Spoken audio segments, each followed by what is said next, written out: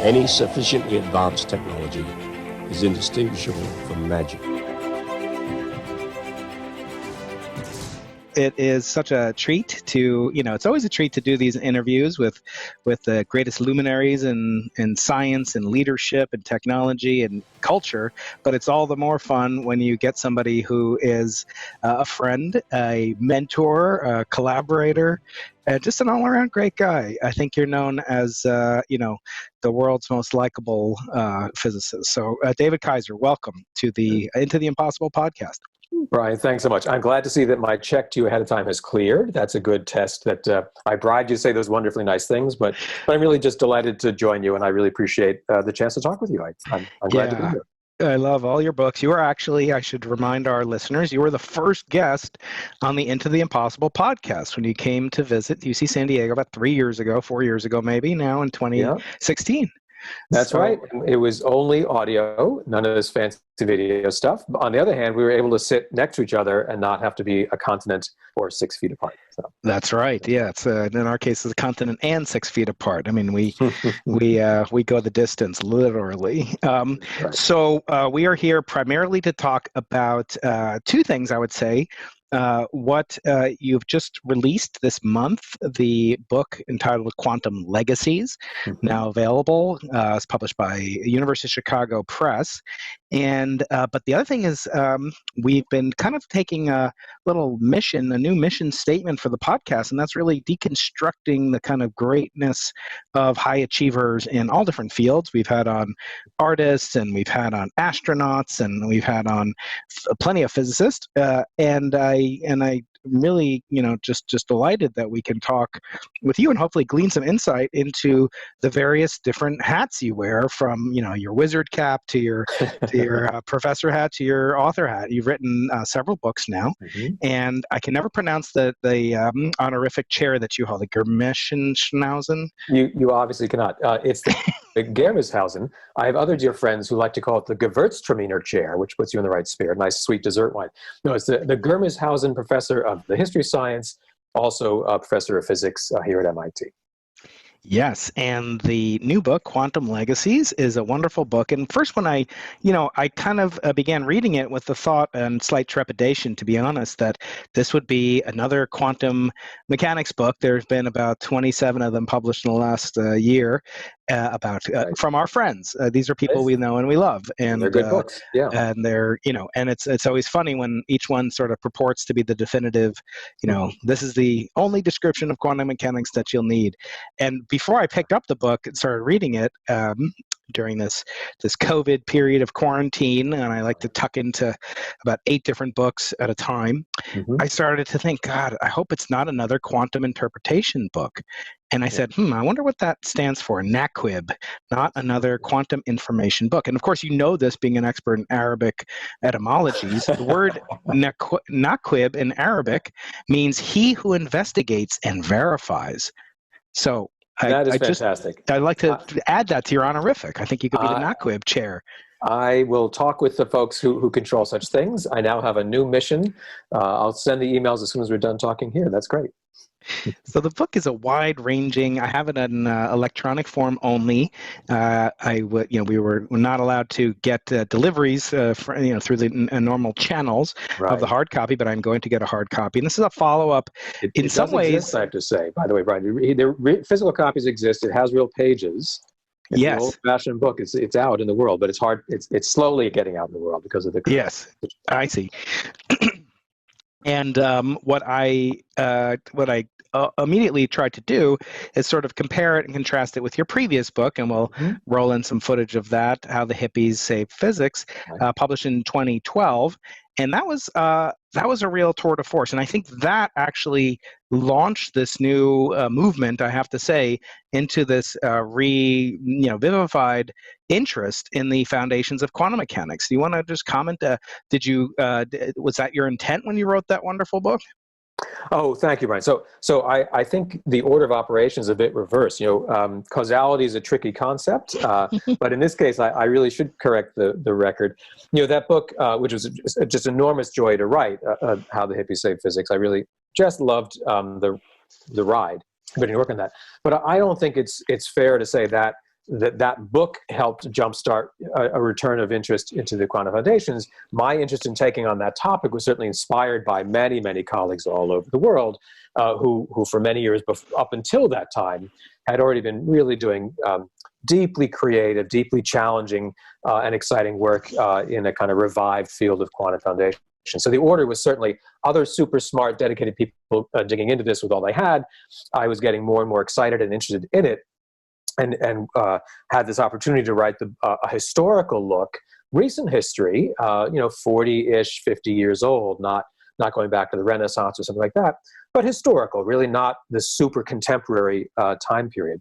On the other hand, again, as you well know, one of the really fun and for me really unexpected outcomes of that was that after my book had come out, some friends and colleagues of mine, dear mutual friends of yours and mine together, like Andy Friedman, read the book kind of for fun, and then that helped to spark new discussions among our own little group.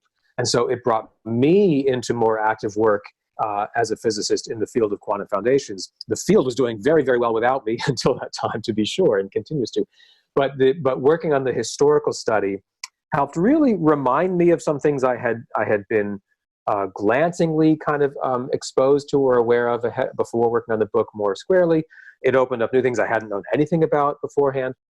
And then even after the book itself, it really was a pretty strong catalyst for what grew into a really thriving and I think very exciting, fun international collaboration that I've been just delighted to be able to take part in.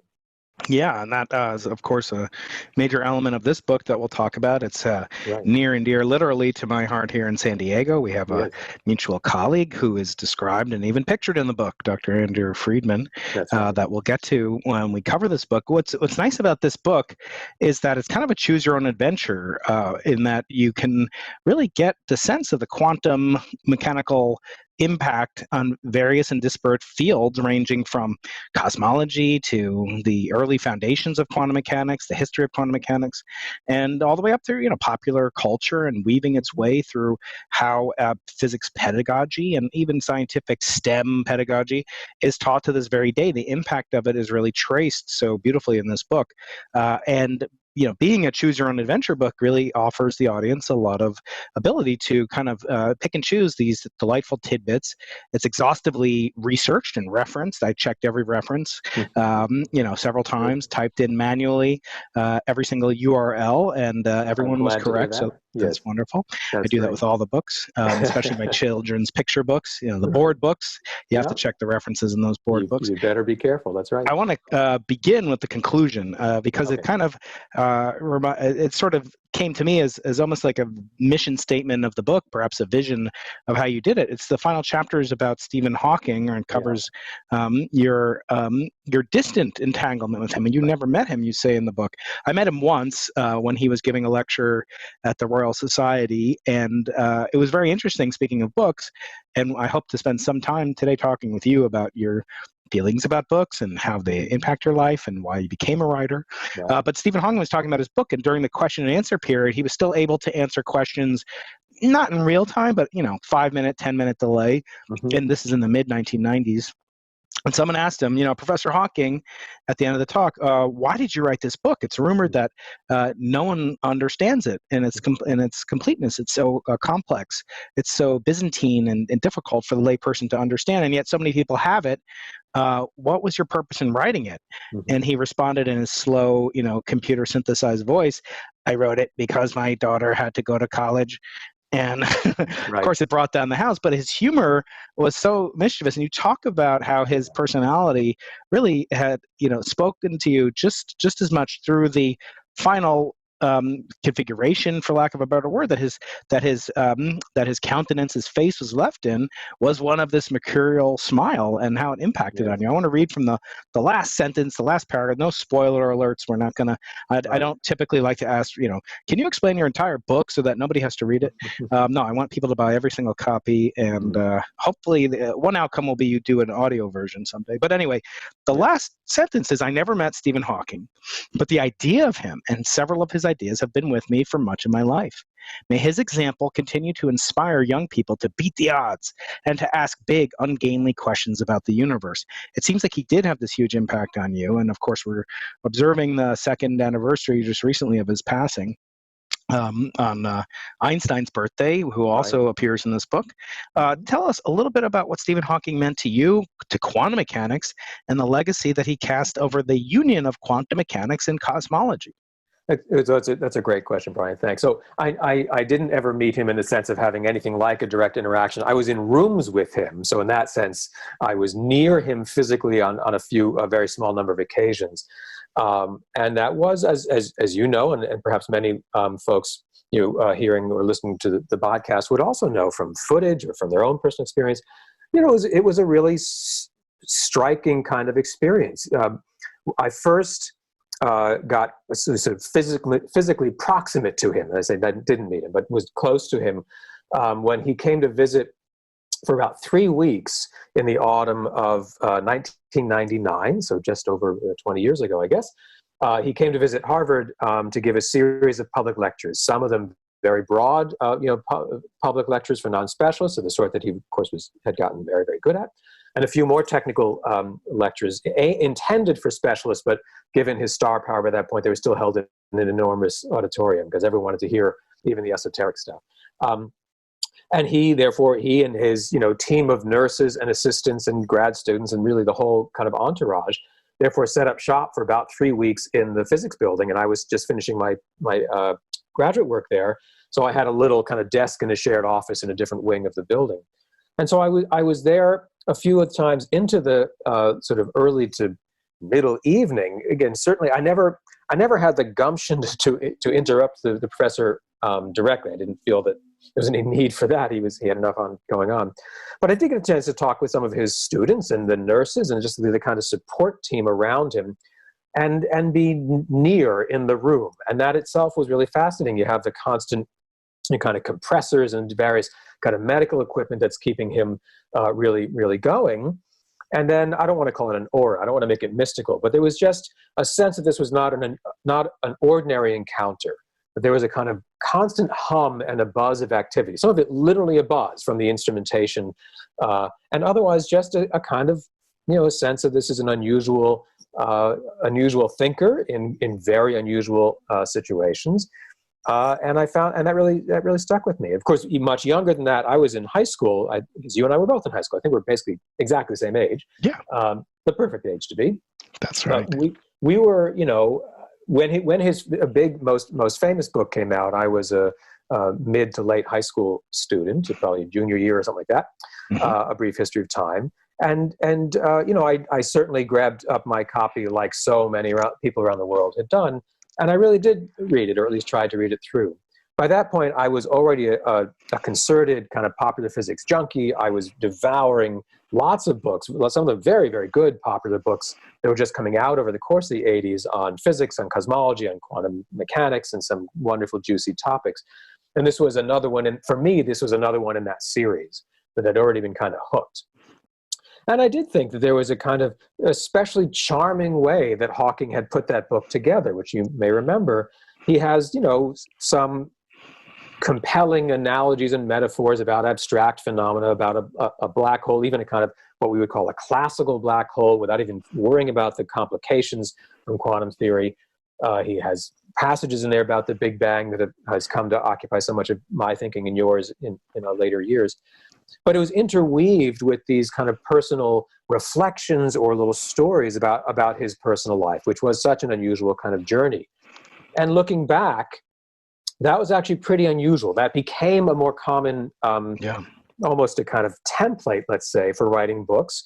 You and I have each used those devices in some of our own more recent books. I don't think it's a bad one, but I think Hawking was ahead of the curve in trying to really write not exactly a memoir or an autobiography, and not exactly a kind of depersonalized popular book that only talks about concepts and analogies. It was sometimes a very sweet and charming and even moving kind of combination. So I was hooked on, let's say, an image of Hawking in that sense from when I was pretty young. And then roughly 10 years later, I was at least sort of getting into the field myself and had this kind of close encounter, let's say. And then even a little more recently, closer to before he passed away, I was involved with a number of colleagues. It grew to be on the order of 30 colleagues, writing really basically just a short, almost like an op-ed length kind of popular article about some of our current understanding about the early universe, the time kind of roughly near the Big Bang. And we had invited Stephen Hawking to be one of the kind of co-signers, co-authors of this short, really just a few paragraphs. And so my own senior colleagues and co-authors sent the draft. They knew Hawking reasonably well professionally, and we got back an email the next day where he basically objected to the phrasing on in paragraph 2. And my colleagues who'd known him, some of them for decades, said, "Oh, that's it. He won't do it. He's so stubborn. You'll never change his mind." And I, being innocent of that experience, sort of naively said, "Well, it's not a crazy suggestion he made, his suggested edit. What if we just, tweak sentence number 2 and add a semicolon? And what if we just try to edit it and respond to his actual, earnest feedback?" So he said, "Oh, okay." So we do that. We send it back. And then the next day we got another email saying he agreed, he liked the edits, and he'll sign on. And the kind of, moment of euphoria to realize that I still had never, interacted in any serious or substantial way with Professor Hawking, but I had in some small way beaten the odds by getting around his legendary stubbornness. So I had these moments of attenuated encounters. But as you rightly said, I mean, many of the ideas for which he's so well known in our field, they have been with me in one form or another, and I think with you and so many of our colleagues. Since we were very young people, now we get to work. We have the great privilege to work on many of those ideas and try to nudge them forward in our own work today. And that's just it's a great thrill. And I guess I did like the fact that later in life he'd appear in comedic YouTube videos with Paul Rudd playing quantum chess. He'd show up on the sitcom The Big Bang Theory. He clearly had a kind of sense of self that he knew he was this kind of icon and very unusual scientific persona. But he seems, at least in these outward appearances, to at least on occasion not take himself too seriously. Let himself play with the notion of being this crazy, hyper-famous, very unusual kind of person. And I thought that was just so delightful. And as you say, as the physical disease wore on, to my mind, I thought his face kind of settled into what I did call that impish grin. And that really kind of made sense to me.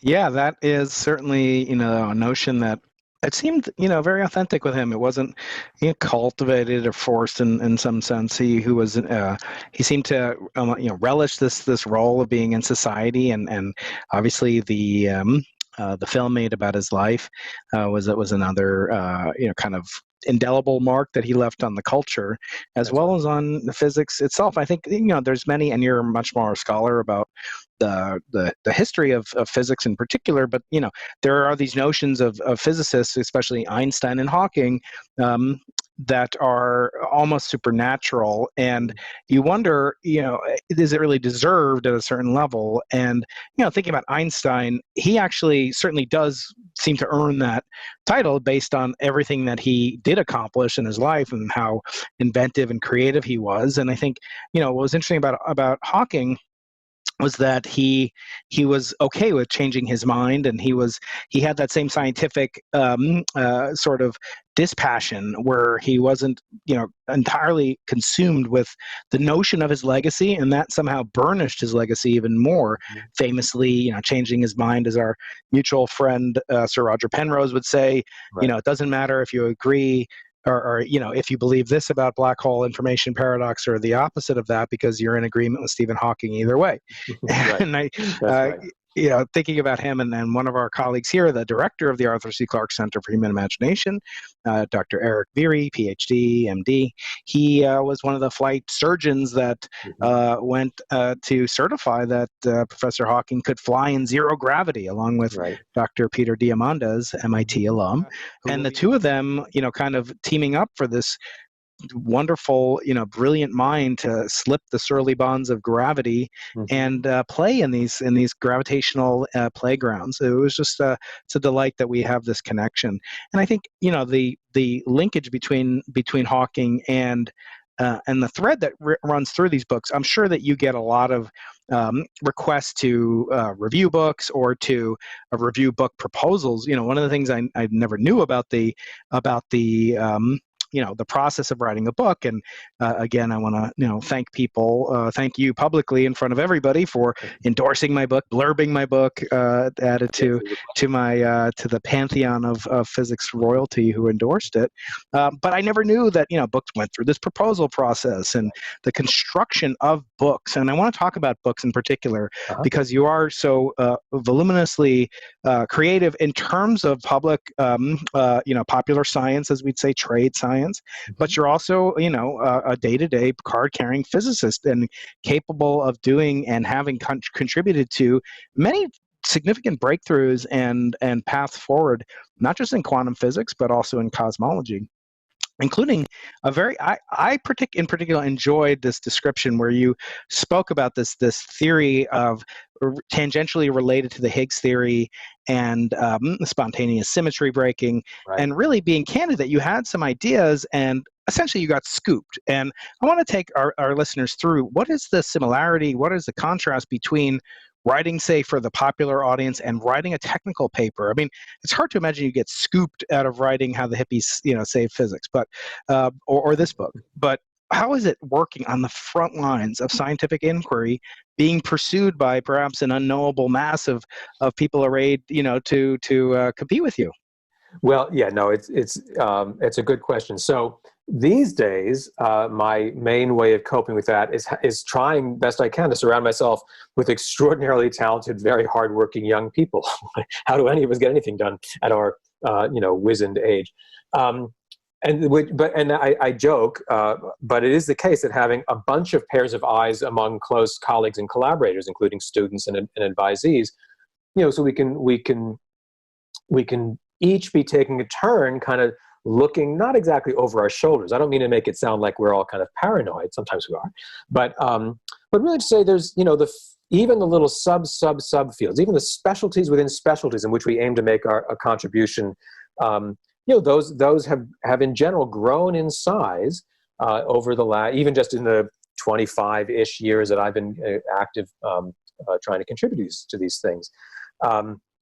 That you really look over our beloved preprint server, the archive, pretty much every day, because the odds are better than even that someone did something interesting or novel or curious or something that you really better be aware of. Many days of any given week of every week of the year, weekends, and evenings included.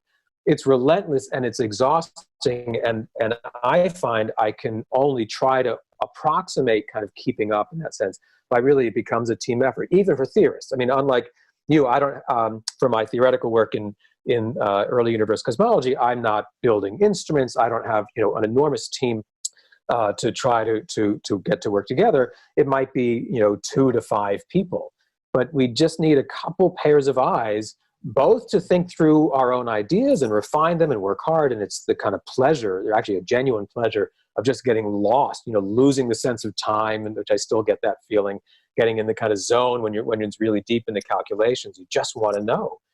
But there's and that's fantastic. And there's also the role of what are our other, very smart colleagues, of whom there are seemingly more every day, or at least lots and lots of them. What did they do last night? And what did they post to the archive, in the last day or 2 or 3? So that's a long way of saying it does take, even for theoretical investigations, I think it takes, more than one person trying to juggle, push the ideas forward, check and recheck, and make sure we're not fooling ourselves or making some mistakes, and at the same time keep at least some level of awareness of what's out there. Now, coming to your larger question, the time scale of that, it really is kind of day to day, and the time scale, for me at least, of trying to think about a book, they're quite different. So the hippies book I wrote in what was for me lightning speed, and I say that as a joke, faster than I wrote my earlier book, right, by a lot. But that still meant it's measured in years, not days or weeks. And so it's a different kind of intellectual work to try to keep scales of a kind of an argument, of sources, of every footnote that I know Brian's going to double check, by hand when the thing comes out. There's just a lot of moving parts in a monograph that's going to be on the order of, say, 300 pages and 1,000 footnotes. That's a different kind of object than a physics article that might wind up being 7 pages with 30 references. And so it's a different series of kind of mental steps for me, at least. I tend to think about what's the overall big argument, what's the kind of arc for a book and it kind of emerges from the mist, so you don't know it all at once right away. And then how can I kind of operationalize that? What are the parts of that I need to get straight to contribute to this overarching argument that I ultimately think is original and interesting, and hopefully some people might find, might learn from or find interesting. So that means thinking about chapter structure, about different kinds of sources. Historians will always talk about primary sources and secondary sources. What have other scholars, other historians or scientists or sociologists or philosophers, what have they written about on related topics? And then what's the kind of newer cool stuff that hasn't necessarily been out there, that other people haven't been scouring or aware of, things that weren't originally published, private notes or correspondence or unpublished grant proposals or whatever the kind of materials might be. A lot of interviews, a lot of my historical work, even in this most recent book, has been fairly recent history, where many of the people I'm writing about are still alive. So I can talk with them or email or some combination of telephone or whatever. And so there's a lot of ways of gathering our what we might call data, historians will call kind of evidence and primary sources. And how do those fit in different kind of bins in the chapter structure and the overall argument? And that whole process is very iterative, a lot of going back and revising and thinking through again. And the natural timescale for that is measured in months and years, not days and weeks. That's a really intriguing way to look at the differences between the two, but also, there's similarities. I mean, I found it fascinating to see you might construct an equation and a series of sentences, a paragraph that takes a month, 6 months, and then data obviously can take years to acquire, to massage, and then to get into a publishable form. Mm-hmm. What I came away with, and I don't know if it was by design, but it was sort of the different themes in the book echo through the different ways in which the universe reveals itself to us. And I always say, as astronomers, we kind of have a more challenging life than physicists, experimental physicists do. An experimental physicist can take 2 protons and smash them together, traveling very close to the speed of light, and see what kind of shrapnel and debris emerge. And then they can do that, protons are fungible after all, so they can, do that many, many times. They can do different things and actually do true experiments and see how the results compare to the objects that are under control and quarantine, like we are all now. But in effect, astronomers have a much more challenging task in front of them, in that we can't really do an experiment where we ask, we change the temperature of the sun, how will that affect the density of neutrinos going through the Earth at a given moment. Right. And in your book, you cover really the 3 different, if you like, phylum of ways that astronomers and physicists can probe the quantum through matter, in the case of massive matter, perhaps in the form of neutrinos. You talk about the origin of the theory that neutrinos have mass, rather, by Pontecorvo and others, neutrino oscillations, experiments that you're involved with, and then an experiment very close to your home, at least originated very close to you at MIT, the famous LIGO experiment, which uses waves of gravitation, not waves of light or neutrinos in any way, and then a regime of kind of massless messengers that come to us from deep space. You spend a lot of time in a fascinating chapter called Quantum Theory by Starlight. Yes. Which details the origin and evolution and your role and our colleagues, our mutual colleagues, Jason Galicchio and Andy Friedman, along with Anton Zeilinger's group in Vienna. And you describe this detective story And I wonder if we can go deep on this particular chapter. Again, there's 3 different modalities that physicists can taste the universe, and that's really all we get. We get that and a couple of meteorites, and that's all we get from Mother Nature or God. It depends on your perspective. So walk us through the quantum theory by starlight. What intrigued you? And I mean, look, you're a very productive physicist. You're a very productive author. You're a teacher. You're a well-respected mentor. Now you're a dean for some reason. You got hit on the head with an I-beam. You became dean. Associate dean. Okay. So you're not the crusty old dean. You're just the associate old dean, a young dean. Tell me, how do you decide to turn your attention to a subject like this? What criteria does it have to pass in order for it to be worthy of the Kaiser rule? Yeah, I wish I had a rule that would make my life easier. With the chapter you're referring to, Brian, the quantum theory by starlight, as you know, it's about these experiments that we call the cosmic bell experiments. And I mean, really, without question, just hands down, that whole experience for me has been just an absolute highlight of my career, of my life. It's been just this unbelievably rewarding, kind of roller coaster, emotional roller coaster, an intellectual one, but just a rewarding adventure. And I can't say enough how lucky I feel to have been able to work on it, to experience it, to try to contribute toward it. Met a number of new colleagues who I now consider really very, very dear friends, as well as others who were already friends I got to work with even more. So it was just a series of wins all around. Plus, it was just really cool, and we learned some cool stuff, and the added benefit intellectually as well. So, and again, that's the project that grew in some non-direct, kind of non-linear way, had at least part of its origins from my earlier historical book, that book on how the hippies say physics, which was really a kind of history of who cared about topics like quantum entanglement before that topic had really become mainstream in the physics land, before kind of all of us knew we'd better pay attention and teach it to our students and put it in our textbooks. There's a long period during which some of the ideas were being clarified, but in small little, enclaves, and not really percolating to the whole discipline. And that's what I was immersing myself in that historical project. And then with Andy Friedman and then with his good friend from graduate school, Jason Galicchio, the 3 of us began talking soon after that book had come out about what could we bring to the topic of quantum entanglement, and especially these experiments, these kind of relentless efforts to test quantum entanglement, which themselves had stretched over 40 years by that point, now nearly basically 50 years, that what can we bring to that unfolding discussion from our vantage point as astrophysicists or cosmologists, who had not been very central to this topic for much of the history. And so we began thinking about what could we use from our day job, or at least one of our day jobs, which is to study the kind of contours of our cosmos, of our observable universe, over timescales stretching back to the time of the Big Bang itself, roughly 14 billion years ago. And as you know very well, and you've done so much to help us all learn, we've understood what we can call the causal structure of the universe. So over that 14 billion year period when the universe is stretching, it's stretching, we know, at different rates, at different moments in that history. Some sort of regions, some locations in space could have been able to kind of talk with each other by exchanging a light signal, and others could not have yet. And so there's a causal structure.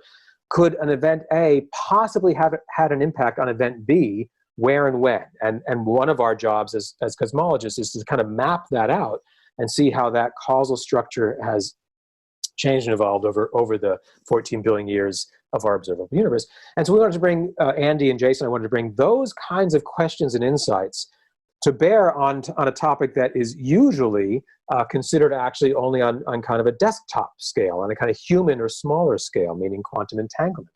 The behavior of pairs or triples or multiple particles that are prepared in special ways. It won't happen, you won't see this effect if you take any 2 random particles, but specially prepared, say, pairs of particles. And we can perform experiments on each member of those pairs, and we find these remarkably sort of surprising correlations in the outcomes. It's almost like if people would remember the Newlywed Game. You and I remember that game. No, we're old. Young people don't know that. You can Google it. But basically, any kind of quiz where you imagine asking questions of 2 people who are kind of isolated from each other, so they shouldn't be able to cheat and confer. They shouldn't be able to kind of make their answers agree by talking or exchanging, tweets or whatever. So you have them in like isolation booths, and you ask them a series of basically questions at random and see how often their answers agree when you try to shield against these kind of cheating mechanisms which would make it clear why their answers would agree. Okay. So we wanted to bring the kind of causal structure of the cosmos, how could A have influenced B, to bear on these questions on why do pairs of particles in these experiments show such remarkable agreement when asked seemingly random questions and they're kind of far away from each other. And so our answer, our proposal really, which we dreamed up, just the three of us at first, was to try to use random numbers from the sky. We wanted to turn the universe, this big, enormous, gorgeous universe that we are lucky to be in, turn that into basically a pair of random number generators, as if the universe were flipping a coin on our behalf or flipping two coins separately on our behalf. And so what that meant in real terms was to perform real-time observations of pairs of very distant objects in the sky on opposite sides of the sky. So the light's coming from one side here and from the other side here. And you have to be super careful. The light could only have gotten to this receiving station before it could have gotten elsewhere. So again, there's no opportunity for the kind of cheating or coordination that we're trying to shield against. And now you can play a game and say, well, depending on your budget and or the patience of your collaborators, how distant a pair of objects do you want to aim for to give you this kind of random signal on very, very short timescales. In our case, really just tiny fractions of a second, effectively microseconds, millionth of a second. So we're constantly taking in new observations of these of different astronomical objects in every fraction of a second and turning that into basically a +1 or a -1. What we actually were doing is measuring the color of the light of that object. Is it more red or more blue in that window compared to some average color for that object and separately for the other object there? We first did that with bright stars in our own galaxy, Milky Way stars, that are far from Earth. In human terms, they're trillions of miles away. They're far. In galactic terms, these are like our nearest neighbors, or among our nearest neighbors. It's nothing, right? These objects emitted their light hundreds or thousands of years ago in a 14 billion year old universe. That's an eye blink in cosmic terms. So we did our first test using these small hobby telescopes. They were Meade telescopes. You can literally just commercially buy them from astronomical hobby shops. They were great. They worked great. They had, I think, 8-inch and 10-inch, kind of collecting zones, not so big. And then on the strength of that pilot test, we, by which I really mean my colleague Anton Zeilinger, who is both an extraordinary physicist and a very, very effective negotiator, I have to say, luckily for us.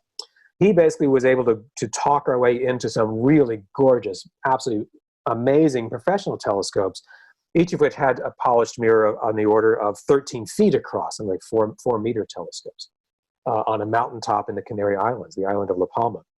So then, with these much bigger light-gathering surfaces, these huge telescopes, we can do that same thing, is the light this microsecond more red and more blue, but not from nearby stars, but from very distant quasars, extremely bright galaxies.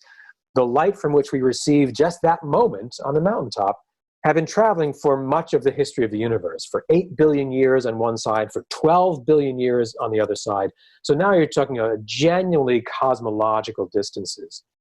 All that is just to take in random numbers from the sky in a way that we assume we're not connected with each other, partly because of that causal structure argument I mentioned, that were not received on Earth until the very fraction of a second that we happen to open up the telescope and look and click.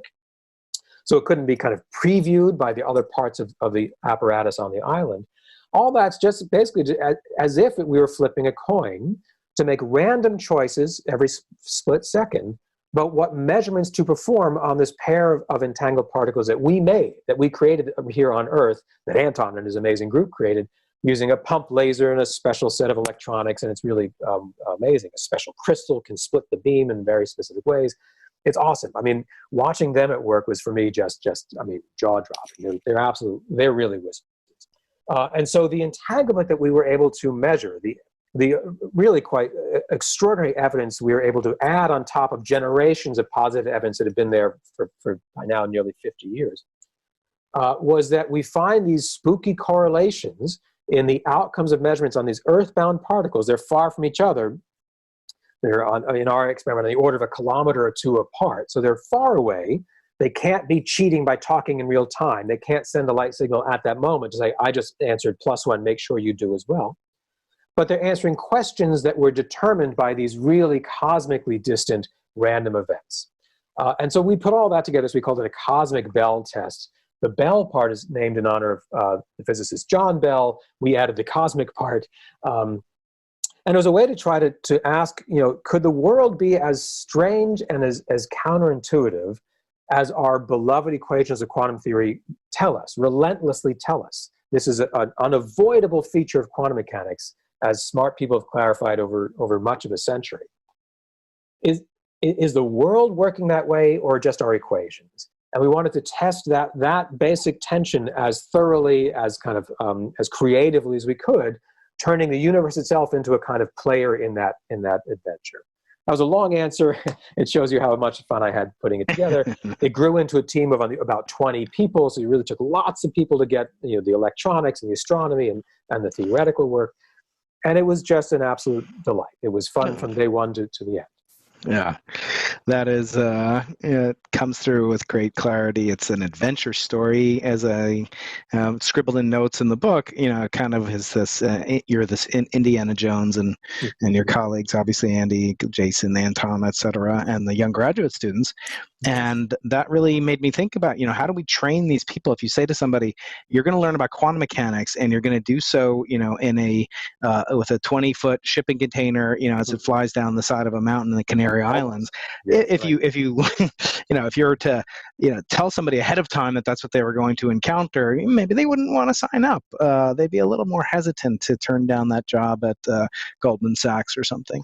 But I want to now segue into this topic of pedagogy. You're known as a master teacher, and you have a cadre of compatriots that you have learned the craft from. But I wanted to kind of take a step back into the origin of pedagogy, as you talk about in the sort of the atomic section of the book, where you look at the atomic legacies, the nuclear age legacies, right, and the fact that World War II was declared to be the physicist war, so much so that physicists would get police escorts and have top secret clearances and even go to these one of the 30 nuclear sites around the world. Of course, a lot of people know about the Manhattan Project. It's been detailed. It's made its way into the psyche, the neuroses, if you will, or the zeitgeist, for many, many decades now. Fewer people know about the radar project that was led at Lincoln Labs and MIT, and that eventually led to explosions in the knowledge of not the atom, but of the cosmos, because it led directly to the development of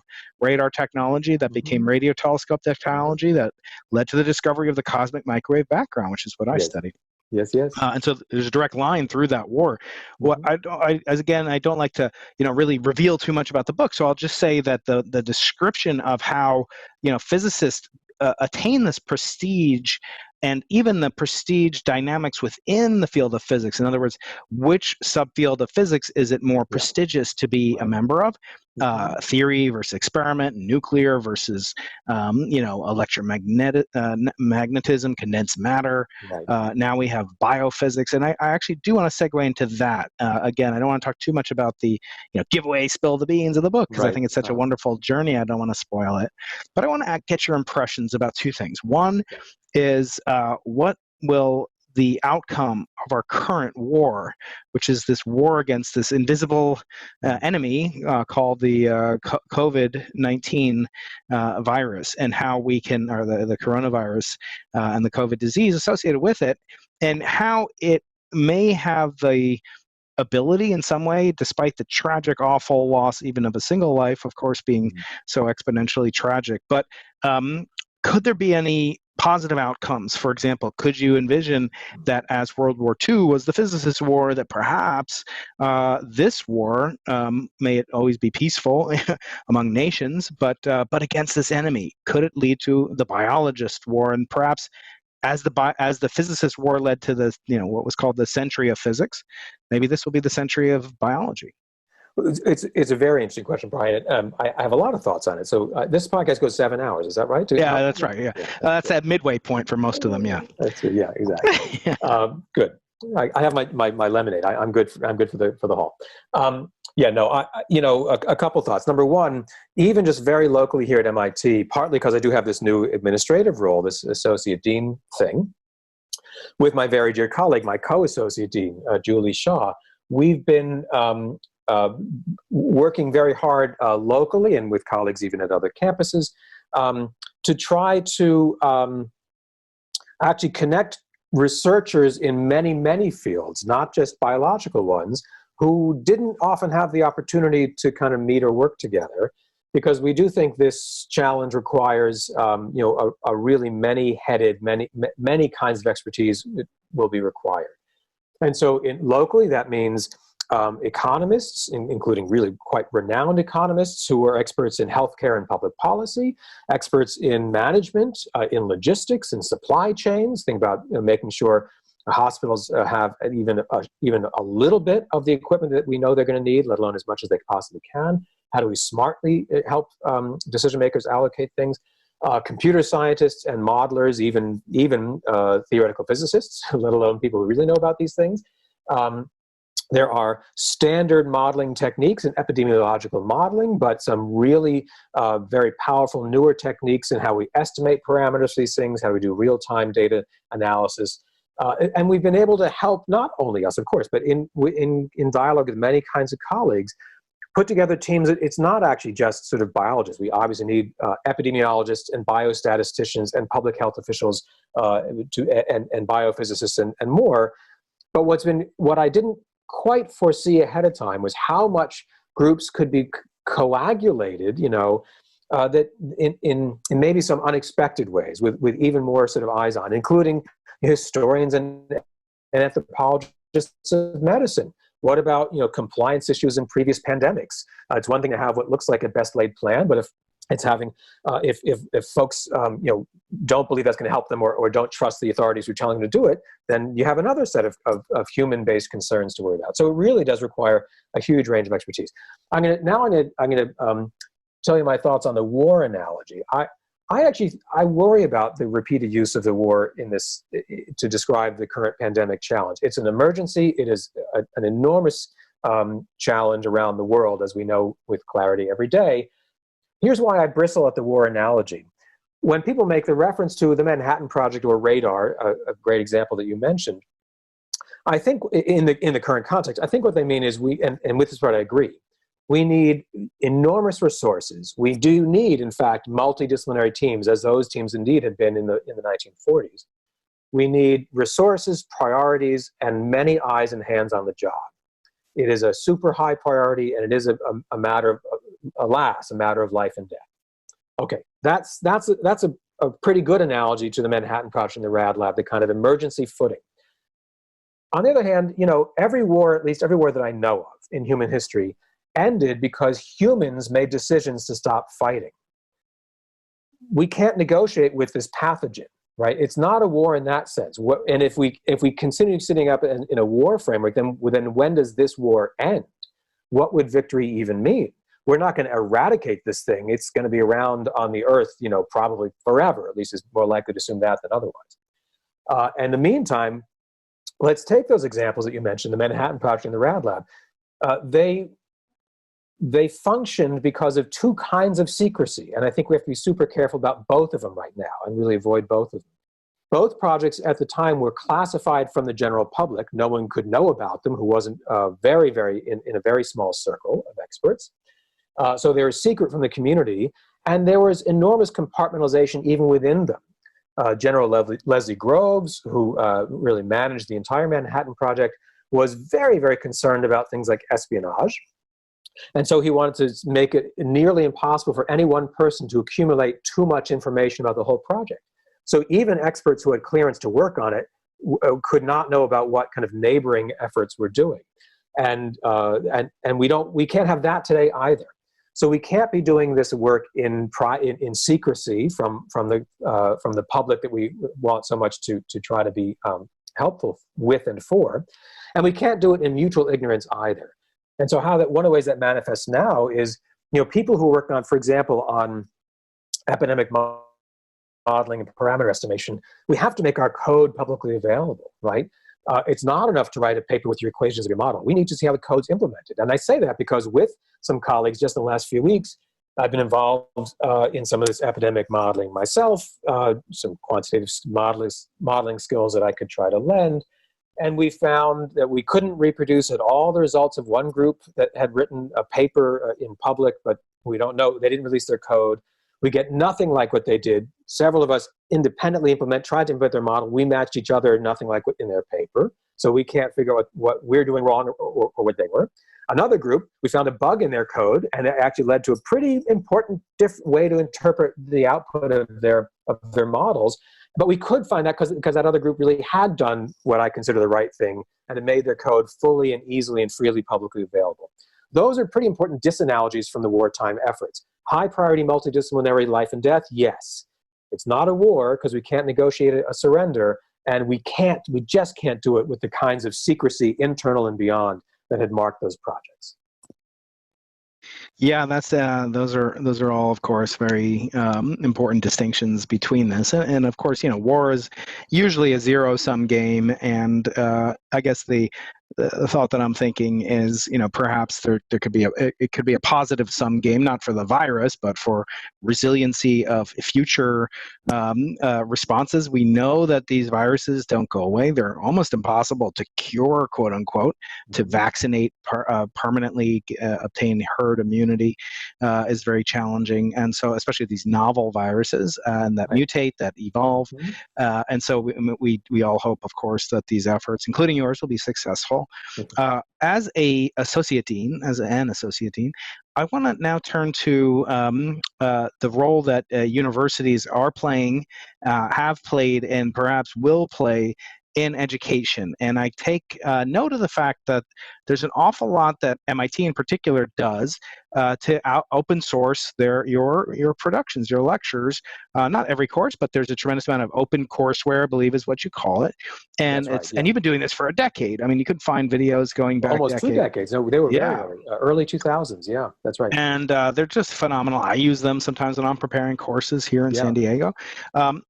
But kind of putting on two different hats. One is as a cynic, and one is as a futurist. So as you see things going in the future, if this continues, and if we don't get swallowed up by Kurzweil's singularity, different singularity than those that you and Stephen Hawking and others have studied, but if you go forward, there'll come a time when, instead of my students reading Brian Keating's interpretations of David Kaiser's lecture notes on quantum mechanics, they can sit with the real one, not you, but your avatar, your hologram, something like this, in the not too distant future, or with Einstein himself. I mean, who would you rather learn, and sit down and pass notes to, and say, don't laugh at this joke, like Aaron Fest does in your book, but would you rather do that with someone,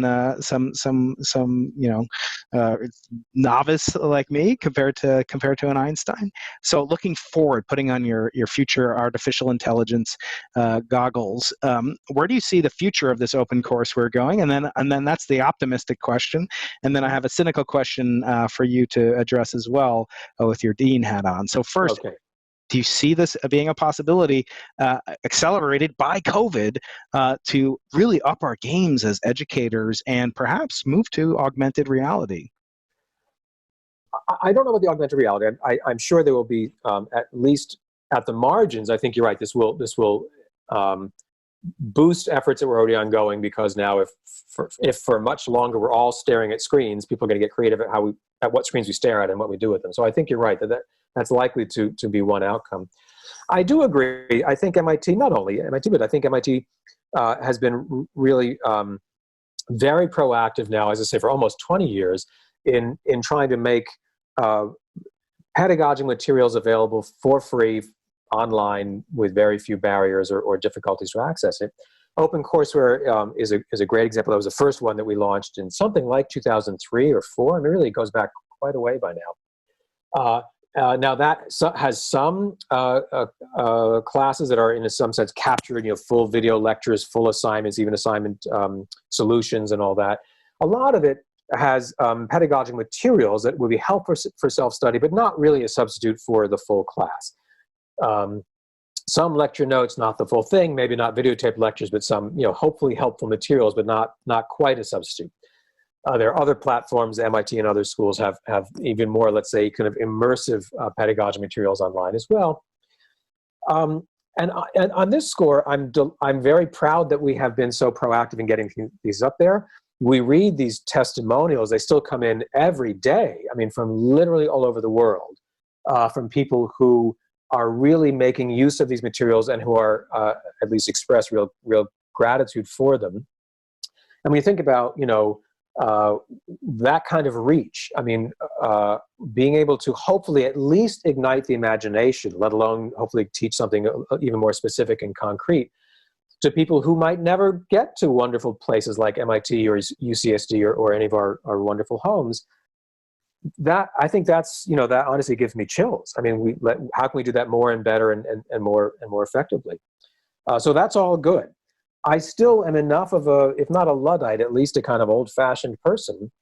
Say, on the other hand, I still think there's something really, really very important and so far hard to replace from in-face, small group, in the room together kind of interactions, pedagogical or otherwise. And so I don't think, when we can all safely come back out of self-isolation, of course, not all of us are in self-isolation. Many people are very bravely, out there in essential jobs even now. But when the rest of us, when us non-essential types, and I mean you and me in particular, Brian, when we can are allowed safely back out, I think we will have learned to do more things online effectively because of this forced period when we're doing them only online. I don't think it's going to be a switch that's thrown. And I think we're going to rediscover things that we both enjoy and maybe just still do better face to face, pointing to this thing on a blackboard or really having a genuine kind of constructive, interactive kind of debate or discussion, closer than only 6 feet away. I don't think that's going away. And I think we can get better around the margins and we'll do more and more things in the ways that we are kind of forced to try to adapt now. I don't see it as an all or nothing. So as the optimist, I think we're getting better at some important tools, and hopefully one effect of that is that we'll be able to bring some high quality materials to even more people in the world, and I think that will be just a great outcome of this. But I don't think we'll stop, doing a very ancient thing, which is scratching one kind of rock on another, meaning chalk on a chalkboard. I mean, think about an unchanged pedagogical technique goes back kind of to the Greeks, or certainly to a long way back. Yeah. That, having a kind of everyone shared, not just seeing the same thing, which we can now kind of do, but really being kind of co-located. I don't think that's going away. Yeah, I'm sort of, teasing about being a true cynic. I do think that there will have to be a role for these competition for attention, for focus, and I think there are values to, just as a simple example, we both have boy-girl twins, and mine are mirror twins. Are yours also, or no? No, okay. So our symmetry is broken literally there, but at any rate, we have twins and boy girls. And one of the daughter, she was looking at me, and I was talking to her, and I was being my normal animated self, and she tried to swipe my face. She thought I was an iPad for a second. And, it made me think about, when I introduced, I got these Google, what are they called? The Facebook Oculus a couple of years ago. And my, 5-year-old at the time, he was really into it. And he was on the space station, floating through it. And it's so visceral that it's impossible to think that there isn't a role for that in the future. I don't think that could be the only role. As I said, sitting down with me versus Galileo and learning about the principles of Galilean relativity, I know who I choose, and I don't have as big an ego as Galileo did, but I would still choose him. And at the same time, I do think that I heard an interview. I think it was with the president of MIT. It might have been somebody else, but a very prestigious university there in Cambridge, perhaps the one that begins with H. And he was basically saying, I don't know which one you mean. Which there's another one in Cambridge. So there was, and he was asked, how big could your university be? I think it was MIT. And he said we could basically double, triple, the quality of applicants Oh, is yes. No, such that's that certainly true. Yeah. you could double or triple. So Yeah. then with that being said, and with the fact that you have all this open courseware, and with the notion of accepting, some role for electronic pedagogy and perhaps augmented or virtual reality, is it fair to deny, some bright student in Mumbai, the chance just because she's not able, she didn't win the Hunger Games application, competition to get into MIT, which is just so selective, or Harvard or wherever, or UCSD even. We turn away a tremendous number of people. And I'm just wondering, in this era where, I'm teaching my kids at home, you're probably teaching your kids as well. I forget how old they are, but you're probably at home and you're putting on your hat. And I'm just trying not to toilet train my graduate students while I'm teaching quantum mechanics to my 2-year-olds. But right. Both would probably benefit, by the way, from that. Yes, I think they'd all have their own unique experiences. I'm a little more cynical that universities will have to adapt. I mean, I see this even with my kids in their school, in public schools here and elsewhere, just like anger and frustration, like, hey, my kid is, I have to do it, but it's 2 hours long and I'm covering everything that you said to cover. So will pedagogy grow in that realm? I agree. I think people will have to have, the kind of sage on the stage. But as you pointed out, that model at least goes back to the University of Bologna in Italy and probably before, but at least in a formal university setting to that phase in history in the Middle Ages, basically 1100 or so. And my favorite anecdote from back, not anecdote, but just a trivia tidbit. I'm not quite that old, but is that the students used to go on strike. If they didn't like, Professor Kaiser, Professor Keating, they would go on strike, and you might think, oh, that's great. Now, if you were students to teach, no, you wouldn't get paid, right? So that's right. On the other hand, as you may know, they couldn't get their degree until they threw a feast in your honor. So that's right. You came around the other way too. I try to remind I try to remind my advisees of that. But commencement's been announced, but who says you can graduate until you throw a big fancy feast for your professors? But I want a somehow fest they get away shrift without doing that. I demand it. We weren't originally planning to talk about SETI, which is chapter 14 in your book. Right. I would love it if you would indulge me in talking about it just very briefly as we begin to wind up this wonderful conversation.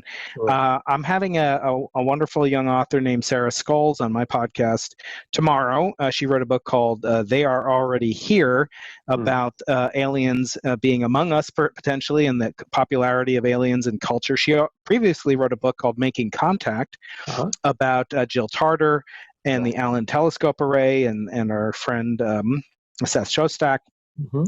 And your chapter 14, kind of harkened back to a conversation we had here at the Clark Center, one of the last conversations before we were shut down of public lectures, and that was with Paul Davies who makes an appearance in your book, of Arizona State and the Origin Center, the Beyond Center rather.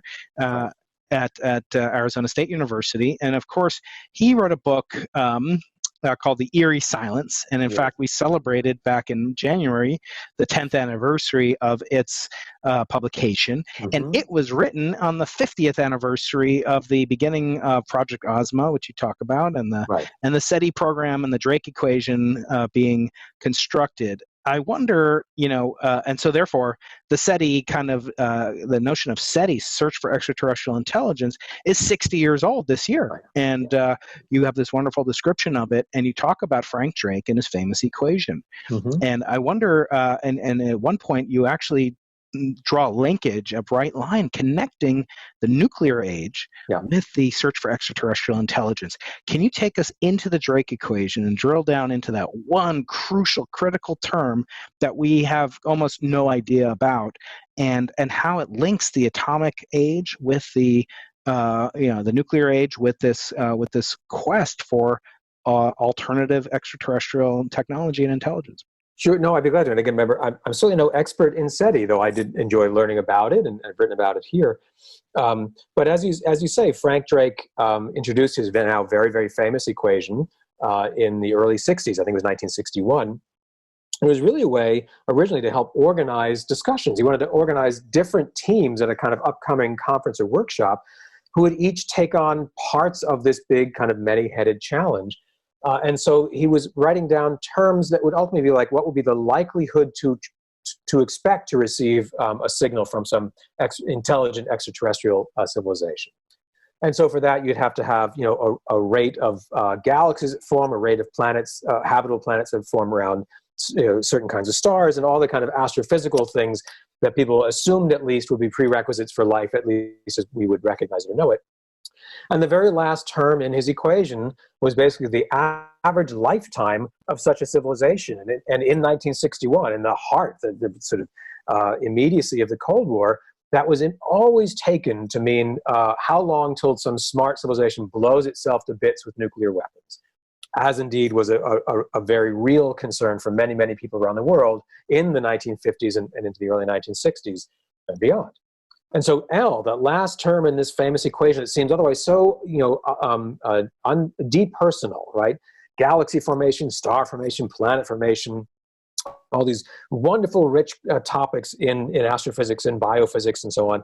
And the last piece, which it seems to kind of hinge upon, is for us to expect to receive a signal, they would need to have survived themselves long enough to build the technology to be ready to send out signals. So it came back to a projection on, are they going to blow themselves up, and are we going to? As I argue, it's certainly not only me who said it. A lot of this feels like a kind of projection from ourselves onto the sky. I don't mean to say it's merely a projection, but it's certainly our assumptions about them are revealing about what we think about us. And that really has stuck with me since I first learned about the Drake equation, again, sort of as a high school student. It's not only Frank Drake, some of the people who were instrumental in that even 2 years earlier, like Philip Morrison, were also, again, kind of deeply embedded in a nuclear world, let's say, even more directly than Frank Drake in Morrison's case. Morrison had worked on the Manhattan Project. He actually was on the so-called advanced team. It was among the first non-Japanese people to inspect these sites that had been bombed in August of 1945 by the atomic weapons, Hiroshima and Nagasaki.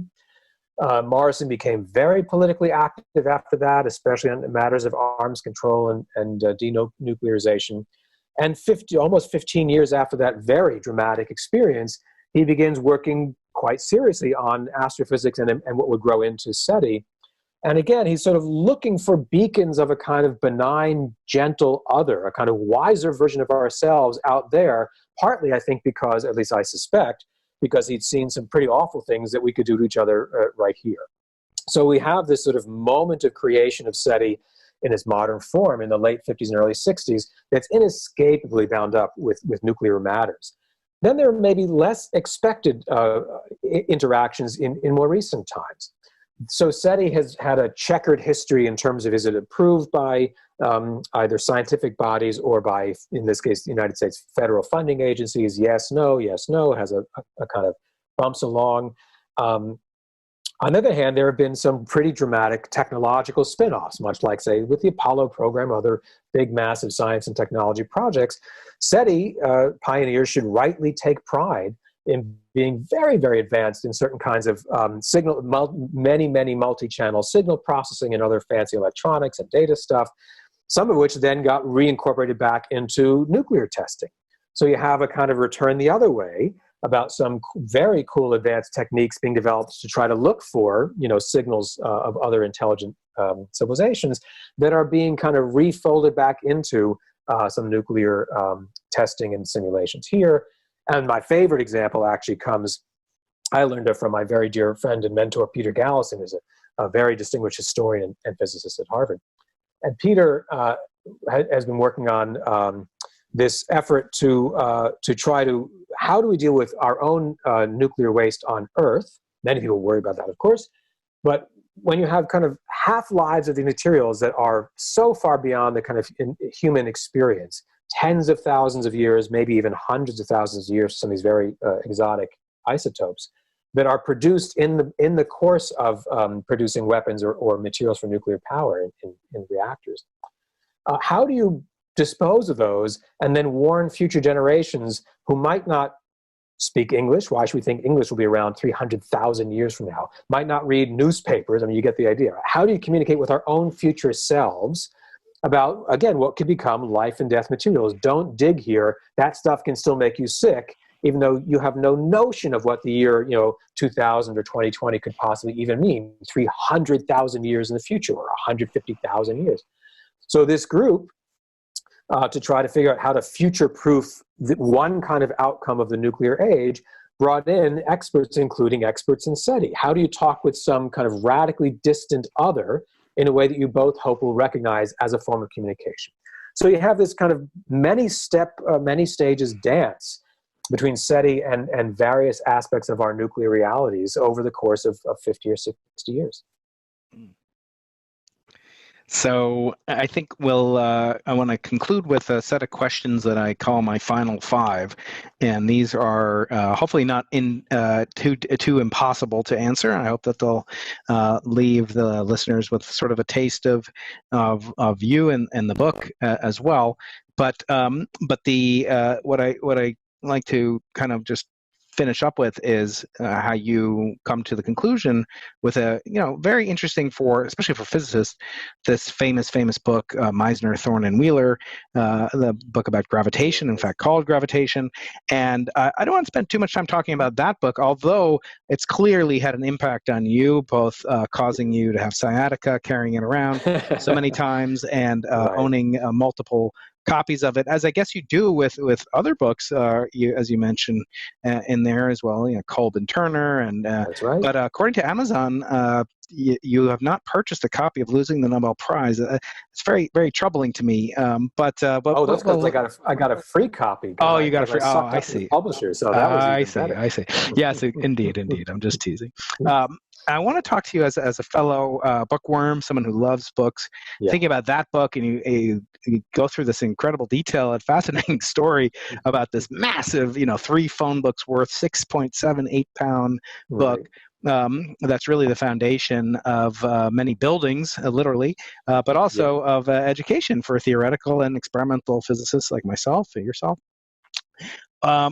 Thinking about legacies and thinking about books like this, one of the things I most like to ask my guests is where they see their legacy and how their book, if they are indeed author, such as yourself, and many of the guests are, but not all, what do you see as a legacy? I've asked this of many different people, but in the context of sort of the DNA of the mind of the universe of ideas, you've added this new strain, helpful virus, positive virus. Now many of them. And do you see books as a legacy? And I wonder if you agree with this statement that I heard, and I like to ask my author guests about. Would you rather have one reader of Quantum Legacies or the hippies 100 years from now, or 1,000 readers tomorrow, basically? And I guess both is not on the table. I say all the above. No, I was going to say 1,000 years from now, but let's let's be realistic. Then we'll both be holograms, and we'll be teaching in real life. So we will, exactly right. Well, so I think very much like you, Brian. I do love books. That maybe not a controversial statement, but I mean, I love physical books. I really still do. I've gotten more comfortable reading on my tablet device, but for different kinds of reading. I think about books a lot historically. I've written about the writing and reception of certain books that I personally have found so meaningful in my own development and thinking. It's sort of, and I should say I work closely with the MIT Press. I chair the editorial board. I think about how we make books and get them into the world from slightly more practical points of view as well. And it's given how much time they take to write, to review, to copy edit, to produce, and to stock shelves with. It's remarkable how short the attention can be that most of them receive. Maybe we might say most of them deserve, but certainly that most of them receive. Meaning it is the rare book that substantial numbers of people will be finding themselves going back to multiple decades after original publication. And so what's sort of been fun for me in the last several years as an historian is to think about when some sort of round number anniversary comes up, 50 years since blah, 40 years since blah, is to go back and think about what do the authors think they were doing back then, as well as we can reconstruct it from the letters and correspondence and drafts that survive. What did readers make of it at the time? So look up the book reviews and some books that have become undisputed classics were panned at the time. That gives me a little hope, at least. Right? Of course, the inverse Never happens received as well. a lower than a 4-star review, as far as No, that's not true. Yet to receive one. But the inverse happens too. People will celebrate these books when they come out, and it becomes, for who knows what reasons, a kind of flash in the pan. Yeah. And so the books that break through, the books that we are still curious about, that we'll pull off our shelves and reread generations later, those actually are pretty rare. Now, the book format it enables that. I mean, I like to tell some of my real digital fans, that's people who I know who are super fond of everything hyper modern. We can still read Isaac Newton's notebooks or Rene Descartes' correspondence because they use pen on paper. And paper has a much longer shelf life than my operating system on my tablet, right? And so, thank goodness, Galileo wasn't using some version of some word processor that's going to be unreadable 10 years later. So there is a literal physical staying power to the printed book that my historian's profession couldn't really exist without. And I do think of that. We think about this object that we can, get out of the library. We can pass it down to our friends or children or colleagues, and we can literally return to, and the object can be transporting and bring us back. I recently just reread Alan Lightman's just charmingly beautiful novel, Einstein's Dreams. It came out my senior year of college, so that already gets me thinking about, my younger self and where was I when I was, again, literally flipping through the pages in my college campus. What does it mean to bring it off the shelf now in a very different moment in my own life and different stage of the world? We can have these kind of connections with the printed book. And I don't mean to say that we shouldn't have our ebooks, but there's something about that. And like I say, I love the task of tracing through how did these objects, these special ones, get put together? How were they thought of at the time? What did the authors hope? What do the reviewers think? And then what do we make of them from where we sit now? And in my own most recent book, you're right, I do that exercise with a number of books that have been kind of meaningful to me and to many other colleagues. And the one you mentioned, MTW, is one of my favorites, Ms. Wheeler, because it was sort of iconic. It was super strange when it first came out. It was intentionally kind of in a different genre or format than people were used to. It inspired these ecstatic responses. It was reviewed as if it were a novel. It's a 1,300-page graduate-level technical textbook with so many different equations. They had to have multiple fonts and not just the usual font that you and I would use today. It's a monster of a book. And it was being reviewed in local San Antonio newspapers as if everyone should buy this thing. It's the most interesting thing. It's the talk of the season. How on earth could that have been the case, right? So I love thinking about these books, again, as kind of objects in the world, because readers bring things to them that might not be what the authors thought. It might not be what we bring to them today. And that's part of what I love about this constant dance of coming back to these books, which can open up new meanings to us now that meant things differently back then. I think they're I love that exercise. I find it really fascinating. Yeah, and it's such a tremendous accomplishment to leave, not only for your own kind of preservation in the amber of history, the sight, the smell, the texture of a physical book. Of course, it's magical. I did learn an interesting fact that there are actually newer books like Maxwell's Electromagnetism and Charles Darwin's Origin of Species, which, even though they're written much later than Galileo's books, are actually much more rare because the paper they were printed on had a lot of acid in it, and it dissolves over time and becomes incredibly unstable, whereas the vellum and the parchment that Galileo's books were published on makes them much more durable. And same, thankfully, for Newton. But yeah, get your copy of Darwin while you can. Speaking of evolution and the DNA that we both mutually see and perceive through books. Speaking of books, the last kind of book question that I'll ask revolves around who would you rather have read this book? Someone who's skeptical of the importance and the necessity for yet another quantum interpretation, quantum caricature of characterization of quantum mechanics in the 20th and 21st century. We really need another book, or someone who loves your stuff and loves to read everything you put out and fact check all your footnotes. Right. Well, again, hopefully some combination of all the above. I mean, one of the things that I really enjoy, it's become a challenge I've sort of set for myself because it's hard. I mean, it's certainly hard for me, I should say, is trying to describe these really pretty crazy sounding ideas that people like you and I have this great privilege to sit with and play with all day in our professional lives, and try to convey some part of that to non-physicists or non-specialists. At least to convey why seemingly smart people would even take that seriously, why it would keep us up at night, why we'd fight with each other and call each other names throughout history. Mm-hmm. And so in that sense, the book is really written in part for a kind of home team of our colleagues in physics and astrophysics and cosmology. I hope they'll find things they didn't know and would find interesting. But at least as much, if not more, it really is written for people who are curious about the modern sciences, not necessarily immersed in them themselves, and who I hope can come to appreciate a bit more of the embedding of this quest to know unavoidably in these uncertainties of our social and political worlds. We're all people. Einstein was just a person too, as was Stephen Hawking. We're all people in times and places. And some of the impacts that embeddedness can have without our even recognizing it on the way we ask questions and the way we interact with colleagues and what we think is the right question even to pursue, that's part of what I wanted to try to really grapple with in this book. It is, as you mentioned early on, it's a kind of choose your own adventure. It's a collection of essays. They needn't be read in order. One needn't start on page 1 and read to the end. It's kind of kaleidoscopic. I wanted to be able to get at shared themes from a few different angles, or like a prism, you know? So a couple things will recur, but you don't have to kind of beat your head against it for 30 pages. It's like, here's one way of getting at that.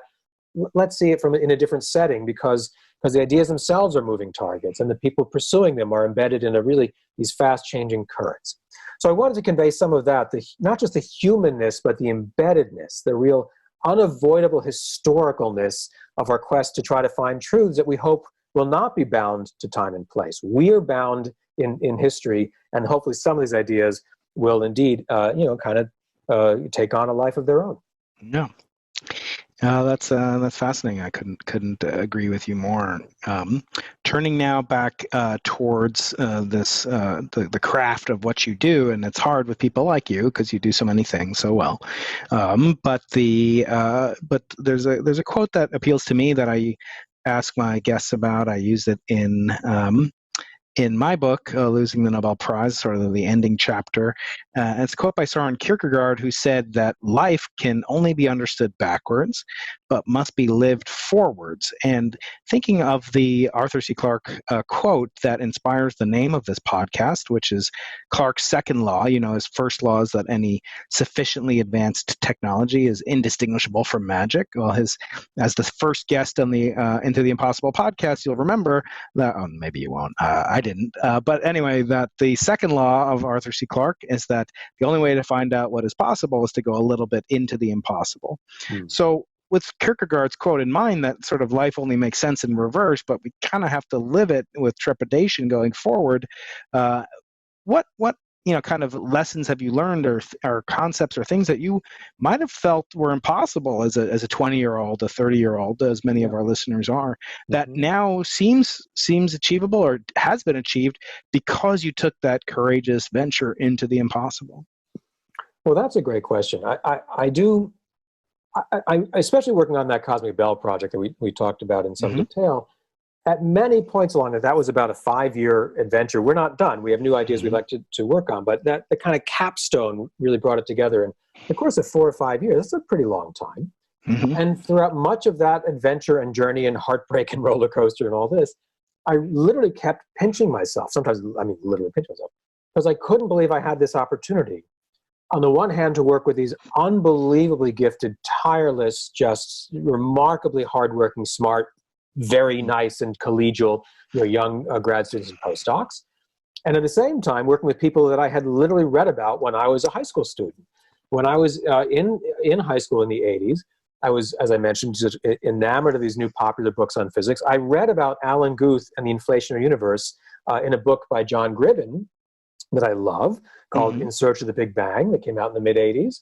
I learned about Anton Zeilinger and some of the early efforts to test quantum entanglement in similar books from that period. And here I was kind of unbelievably able to work directly with them and with this larger team to ask some kinds of questions that I'd first heard about as a 16 or 17-year-old. And that's, I mean, I just still feel unbelievably lucky to have been able to have that kind of a journey and to participate.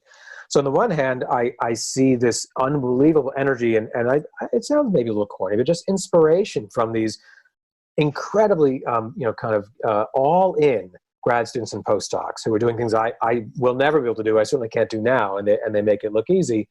And on the other hand, connecting with these people who help get me even interested in this stuff, and who are still working day in and day out, after these very prestigious, long, productive careers. That's what I mean about these. I talk about a lot in the book about these generations. We have that kind of connection as educators, as researchers. We have this unbelievable opportunity to work with, at least 3, if not more, generations. And that itself helps us, helps us collectively move through time, even if alas we have to go in one direction and not always the one we might prefer. We're doing it in this kind of collective way. So, and just thinking about connecting, as I say, my own kind of curiosities, hopes, dreams, clear misunderstandings, and missteps, and then trying to kind of bumble along and bumble through. We're not doing it alone, and we have many types of experiences and wisdoms on which to build. And that's just a remarkable feature of our line of work. It's great. Great. That's a very beautiful way to put it. So the last question I have that I share with my guests is whether or not what you do can be taught. We spoke a lot about pedagogy.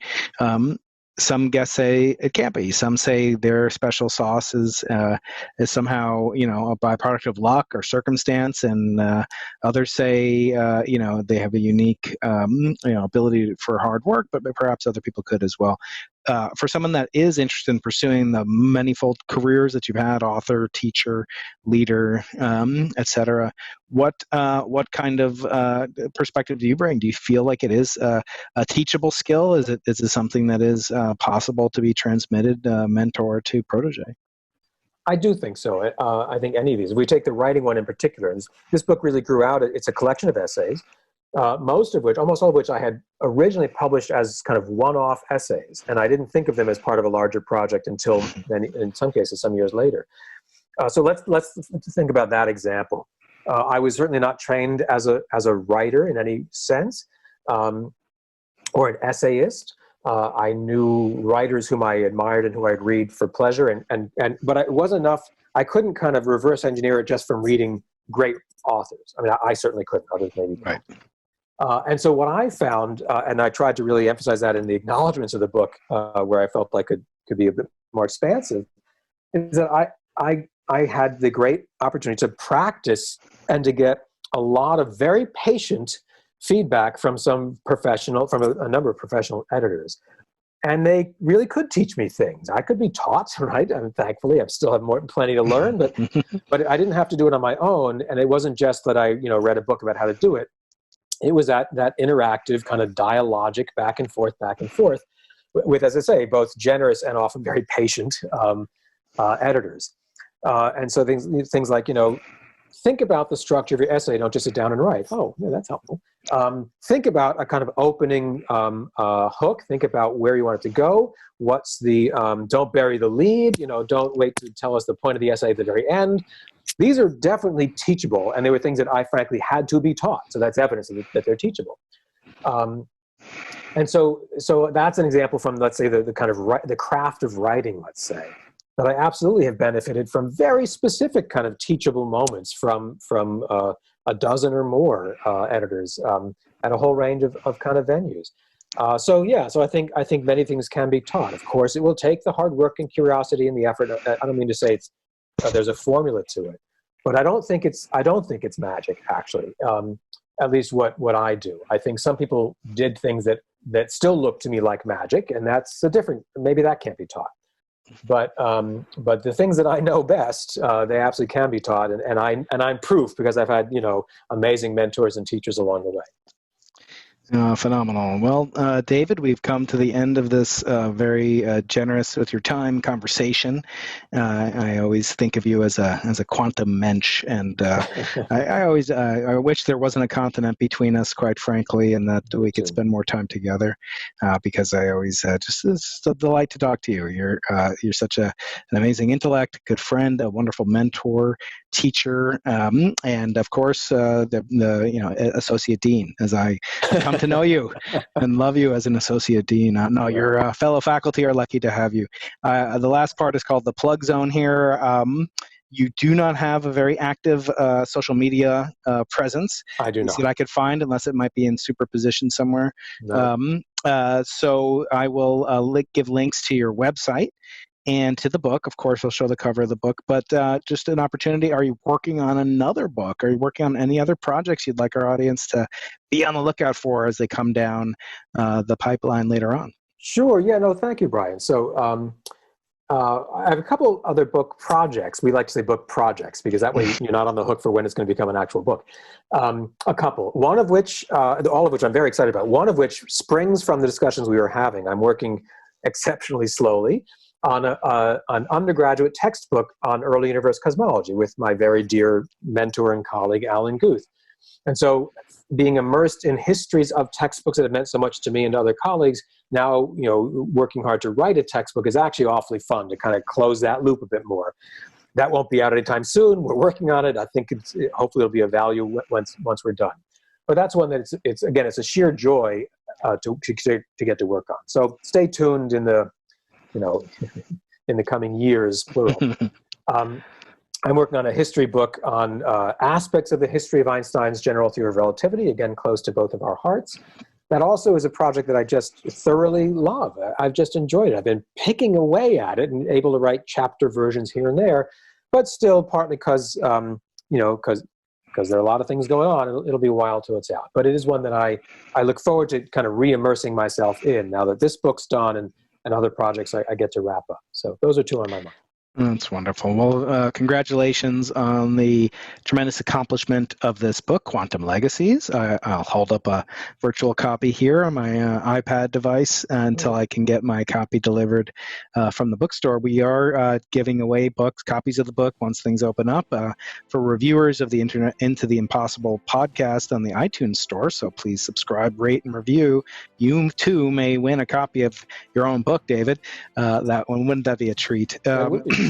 But it'll certainly be a treat to get you back on whenever you have anything new, and hopefully we'll get together under warm circumstances, and we can share some more memories in the future. Thank you so much, David. It's always a treat, and a special one today. Congratulations. Brian, thanks so much. I really appreciate it. And stay well to your family and those of the people who are going to watch the podcast as well.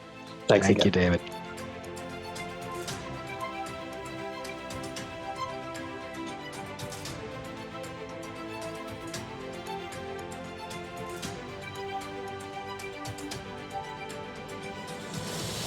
Any sufficiently advanced technology is indistinguishable from magic.